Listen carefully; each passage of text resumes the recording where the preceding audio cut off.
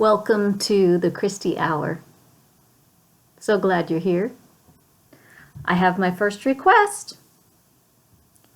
Can you do a video on making healthy food choices and moving beyond food as comfort? Oh, the journey that I have taken with food. Oh, it's been a journey. And I'll tell you, I have done everything from raw foods to no fat in my diet to vegetarian to you just name it, I've done it. And I used to do it out of a fear that I was going to gain weight, I guess. I don't know. Now that I think back to it, like, what was I thinking? I'm a petite person and I always get exercise and whatever. Yeah, yada yada. However, food can heal us. It literally can be the source of regeneration, vitality, aliveness, and thriving. And food was meant to nourish us. If you were to look at Chinese medicine, they actually eat food to feed organs. In America, we say fats, calories, proteins, carbohydrates. That is one very restrictive way to see it. I'm much more into like Ayurveda and Chinese medicine, where they see food as that can heal your body. I mean, raw foods has its place. I think it's wonderful. I actually, when I did do a raw food diet, I had so much energy, almost more than I knew what to do with. Because if you think about it, the food is literally, it's alive. It doesn't take your body so much time to process, but on the other hand, we can get into other stuff. So is it helpful? Yes. Is it for everybody long term? No. So when I chose to do that, I chose to eat the raw food diet because I was looking for energy, and I was also looking for like alignment in my journey. I was on getting into yoga, and I was clearing out a space so that my spirit could be most alive. Okay, so there are so many reasons to choose food. If you want to choose food for your aliveness, your vitality, your optimum health, food is a choice. Now, I'm going to probably get off on some tangents here. Do you choose food based on how you feel emotionally? Because guess what happens with that one? Hamster wheel. You choose food that isn't good for you, depletes you, alters your emotional state, and then you kind of get on this loop.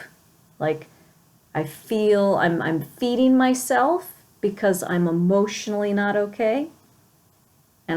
And rarely does anybody choose, say some raw vegetables, fruit when they're feeling emotionally distraught. No, they go for the cookies, the chips, the cake, the ice cream, things that are out of comfort, it's comfort. It's like, let me shove down the emotion with the food, right? So then what happens? That food that is depleted, it has no nourishment, no nutrients, your body is then lacking in this vitality. It's like, I feel like crap now. So you feed crap to crap, and then you feel like crap. So we could bring in beliefs again, okay? So your beliefs about food, your beliefs about your body, all that stuff. But right now, let's just focus on the fact that food choices, what you put in your body, affects you emotionally, mentally, and physically. It actually affects you spiritually as well. I know that when I eat very clean, when I'm sticking to the non-processed foods, I'm not having sugar, which sugar, we could do a whole subject about that. That is the first thing to eliminate out of your food intake is sugar. Phenomenal things happen when you take sugar out. And I'm not talking fruit sugar, I'm talking processed white sugar. So, when I was on my raw food diet and doing yoga, it was like the channel was so clear. I felt so even. My emotions were even. I felt peaceful. I felt grounded, but I felt energized. It was like this peaceful energy. So when you choose food, if you choose it out of comfort, I'm guessing that you probably don't feel all that great all the time. Maybe, maybe not. So why are you choosing certain foods? Do you want to feel like crap? Because if you do, then eat whatever you want. If you want to feel good, organic, local fruits and vegetables. If you want to eat meat, go ahead. However, I'm just letting you know, eat organic, eat stuff local, just local. The processed foods, no vitality in them. So choose for how you want to feel, not for the trip over the taste buds. As one of my teachers once said when I was going into getting into raw foods, the 30-second trip over your tongue is not worth the result in the end, which I agree. However, I also love food, and I think it's important to enjoy food. And guess what?